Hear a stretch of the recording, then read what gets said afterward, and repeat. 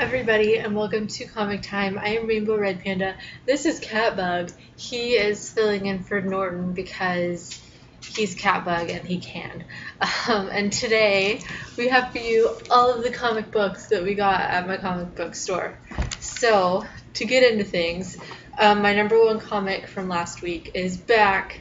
This week, I officially got my copy from Diamond, so it is back, and it is A Piggy's Tale number 2, and it is Catbug approved, and I can say that because Sam Ellis, who draws Catbug, loves it, so I can say that it's Catbug approved because he is Catbug, and he likes it, so that's how it is. So read it.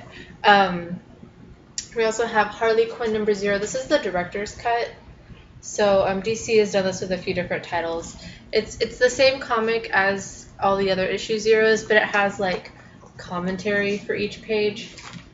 So it's like the DVD director's cuts, but it's a comic book. So instead of hearing people talk about it, it's just being read. This one is probably one of my favorite ones that I got this week, but it didn't make it into my top. I have top 5 this week because it was physically impossible. It was completely impossible for me to pick a top 3. I could not do it. When like all of my favorite comic books came out in the same week, which never happens, it is impossible for me to pick a top 3. So top 5 this week.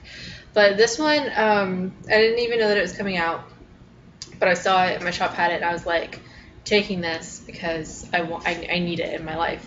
It is called Super Secret Crisis War, and it has like all of these different like Cartoon Network cartoons in it. There's Powerpuff Girls, there's Ben 10, there's Ed, Edd and Eddy, there's Dexter's Laboratory, there's Samurai Jack, and I watch all of these cartoons. I'm not as familiar with Samurai Jack as I am with all the other ones, but being the 90s kid that I am, the Powerpuff Girls, Dexter's Laboratory, and Ed, Edd and Eddy, I'm very, very much familiar with them. And in the back, it actually shows a list of all the comics that they're making in the future, and they're going to have like a Foster's Home for the Imaginary Friends, and Billy and Mandy, and Cow and Chicken, and all of that, along with the, I believe this is a 5-part series. A 6-part series, so you'll get 6 of these, plus like the spin-offs that are like other like Cartoon Network cartoons. So I'm so excited about this. It just makes me want to watch cartoons. So I haven't read it yet, but it's gonna be like one of the first ones that I read because it just looks so interesting. Like everything's drawn the way that it's supposed to be, and it's just awesome. My first duplicates, I have 2 duplicates accidentally. I didn't realize it until I was putting this video together. Original Sin tie-ins, we have Hulk versus Iron Man. Number 1 is an Original Sin tie-in, and I have this issue, which is the standard cover. And then my shop got in 2 of these, so I got this one. And I like this cover. This is the only one that I intended to bring home, but I got the other one too, so that's just an unfortunate happy coincidence. Also, there's Fantastic Four number 6, so that's awesome. And then the Justice League titles. Justice League number 31, and then we have Justice League Dark number 32. And my shop got in 2 different covers of Justice League Dark for whatever reason, and I had to get this one because there's a freaking rabbit on it. I love rabbits, I love bunnies, they're my favorite, and I had to get this one as soon as I saw the bunny, even though he's smoking a cigarette, and bunnies do not do that, and if they do, they should not do that. Tobacco industries use bunnies to test on, and that's not very nice to bunnies. They are not tobacco testers, so bad bunny on the cover, but I like bunnies, so it still got my money. Jonathan Hickman's God is Dead number 15. I feel like these come out all the time now. They're probably getting ready for this on the back. Alan Moore is coming to God is Dead. I'm pretty sure this is a different book. The series might coincide, but I'm pretty sure it's a different thing. It might not be. I could be wrong. We'll see. But either way, I have it ordered. It's going to be awesome.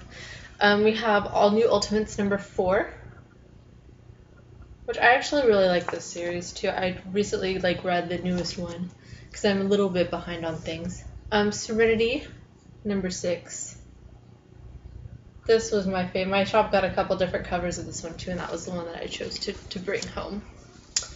Injustice, Gods Among Us, Year 2, number 6. I still think that I'm kind of more partial to Year 1 so far, but Year 2 is not bad. It is not bad. I would recommend it, but I think, like a lot of other things, that the original was always sort of my favorite. We have Uncanny Avengers, number 21. Awesome. We have the one that everyone was trying to get, and it is on back order now. It's sold. I don't know if you could say it sold out, but it is on back order. Outcast, Robert Kirkman. Somehow, a lot of people didn't know that this was coming out until it already came out. I pre-ordered this a long time ago. I don't know where I heard about it even. I think it's just reading Image Comics. They had it advertised, and I pay attention to those, and that will make me order things. I don't do previews. I just pay attention to advertisements that are in comic books, and I order them if I want them. So I ordered it. A lot of people did it, and whenever it came out, it was sort of people were trying to find it, and it is on back order now. But if you're still trying to find it, you can try to probably get it at your shop, or in a couple weeks it might be available again. So don't give up hope. We have Sinestro, number 3. And I really like this title as well.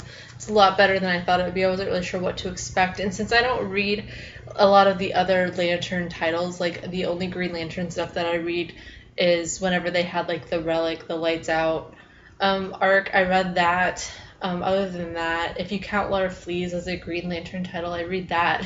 But other than that, Sinestro's it. So that's all I got. But I really like Sinestro a lot. Batman, number 32. It is the first title after, it's like in the 0 year aftermath. I'm not sure, I read Batman for 0 year. Now that 0 year is over, I'm not sure if I will continue. I want to, but I'm trying to see if it's possible for me to cut down on my comics just a little bit. And this is one of the titles that if it isn't up to my standards, I might have to cut it. Looking through here, it looks decent. Of course, the very last page is beautiful, but I don't want to ruin the whole comic by showing the last page, so I won't. But the last page is really pretty, so you should look at it and think that it's pretty, because it is. We have Miss Marvel number 5, which I really like this title, but this cover is a lot darker than all the other ones. It's not like bright, vibrant Miss Marvel staring at you, but I really, really like this title. I think it's going on awesome places, and it's actually brought in a lot of comic readers, so good job for Miss Marvel. We have Guardians of the Galaxy number 16. I'm a couple behind on this one as well, but I really like it. I'm excited for the movie. I'm excited for just all of the things. Laura Fleas, I talked about earlier. Laura Fleas number 12. And I think I say this every single time because I'm always under the impression that it's the truth, but I'm really pretty positive that this is the official last episode, or last issue of Laura Fleas. It really looks like it. And of course now DC is really trying to promote their comics, and they are putting Grayson like in all of them at the end. So you'll get a sneak preview of Grayson number 1. Dream Police number 3. I recently finally read the first 2, and they were really, really good. I spent like the whole next day thinking about them. So they left an impression on me, and I'm really excited to see where it goes. So I'm really glad the third one came out, so I don't have to wait too long to read it. We have The X-Files Season 10, number 13. It's right there.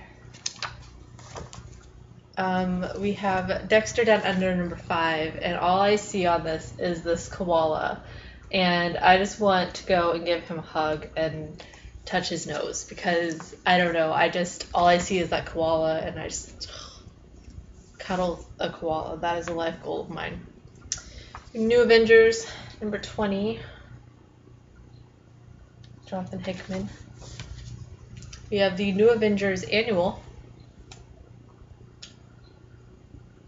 Not all the time do the title and the annual come out at the same time, but that happened this week. We have Wolverine 3 Months to Die, number 9. So that is out. X-Force, number 6. Invincible, number 112. Deadpool versus Carnage, number 4, and I'm pretty sure this was a 4-part series, which means this is the last one, and the next one is coming soon, but it's not being written by Cullen Bunn, so that's a little sad for me, because I really liked him writing Deadpool, because I really like him as a writer, but he's not doing the next one, but maybe the one after that. You gotta take a break sometimes, right? Like, that's how I look at it. We have New Warriors number 6. Deadly Class number 6.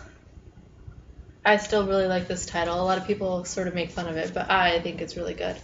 The weekly comics, we have Batman Eternal number 12, which hopefully this goes with the storylines that I want to read about, because it's like they're sort of like on a cliffhanger, and like I need to know the things.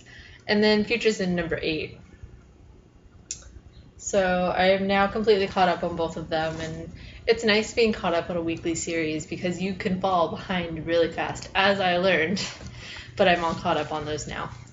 Spider-Man stuff for the week. We have the Spectacular Spider-Man one-shot, and it is like a double issue thing. There's like 2 different comics. It's very thick, so I'm excited to read that one. And then we have Amazing Spider-Man number 3. This is the standard cover. This is a variant that was just in my box. So have those 2 covers. And now it is time for my top 5, because like I said earlier, I was incapable picking 3. It just couldn't do it. So to begin with, we have Anne Bonny number 2. I'm really excited about reading because I love Blue Juice Comics. I love this book. I think it's really good, and I don't know, the guy that owns my comic book shop for whatever reason likes to call me Anne Bonny a lot, so I feel like I have to read it and love it, but I do, so it's not like I actually have to.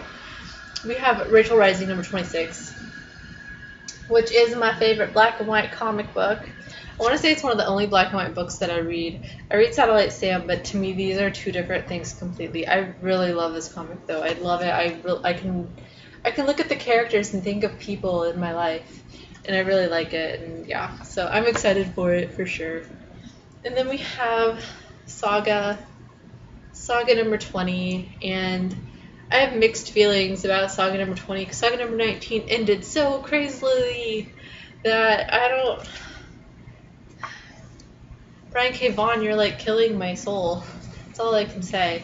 And then top 2, last time there was an issue of either one of these, they were together, but this time they're separate. So we have I Just Got Back from New York, but she is in New York. We have Revival number 21. Mike Norton actually also just got back from New York. So I'm really interested to look at this stuff and see how well he did and all of that. So I'm excited to read this for sure, and I am also equally just as excited to read the new issue of Chew. This is Chew, number 42, and it has a bunny in it as well. Look at that, all next to Pollo. That's my favorite, because Pollo is like my favorite character of Chew, because he's chicken, and I like animals. I don't know.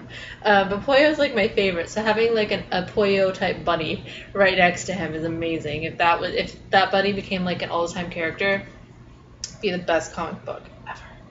But I'm so excited to read this. These 2, and they're not even together. I don't think they're going to match up together at all, but so excited for both of those. So those are my comic books for the week. Super excited about it. There are so many though, but I'm still excited because I like to read all of them and get all the stories. So those are the comic books, and Catbug is here, and so are peanut butter squares. These are peanut butter squares, and if you've ever watched Bravest Warriors over here, Catbug likes peanut butter squares, but Wallow's mom told him that he could only have 1 peanut butter square. So we'll get to that in a little bit.